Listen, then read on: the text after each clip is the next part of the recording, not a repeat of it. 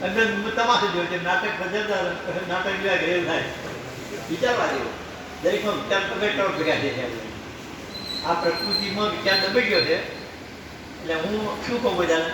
કે આપણું અવતરણ શેના માટે છે કે દ્રશ્ય જીવન છે દ્રશ્ય જીવન એ સત્ય લાગે છે દ્રશ્ય જીવન સત્ય લાગે છે આત્મા પણ અગમને ગોચર લાગે છે તો આત્મા તમે છો અને ગોચર તો આપણે એ અગોચરને પ્રગટ કરવા માંગીએ છીએ આત્મા પ્રબળને પ્રગટ કરીએ છીએ અને જે દ્રશ્ય છે એને અગોચર કરવા માંગીએ છીએ બરાબર અને આમ ઊંચું કરતા એ આપણું કામ છે ઊંચુંનું જ્ઞાન નથી આપણું તમારું ખાતું કરવાનું એ તો વ્યક્તિનું જ્ઞાન છે બરાબર જ્ઞાન માત્રને વાત કરવા માંગીએ છીએ સદંતર અને આત્મા પણ મારું ઉત્સાહ માંગીએ છીએ આપણામાં હાજર જ છે દરેકમાં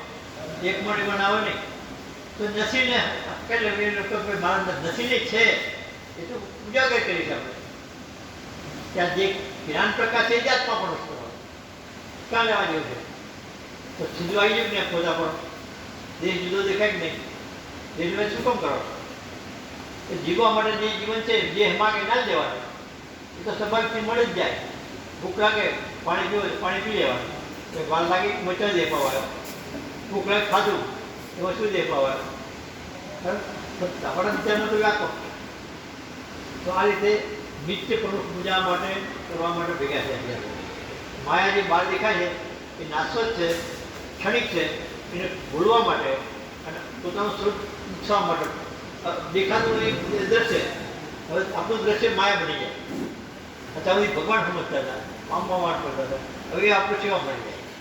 ઊંધું થઈ જાય બરાબર એના માટે આપણે આવ્યા છીએ સંદીપભાઈ કીધું તમે દેહની સૂચવા કરો છો તો દેહ તમારી સૂચવા કરવી જોઈએ ગણેશના ભાવ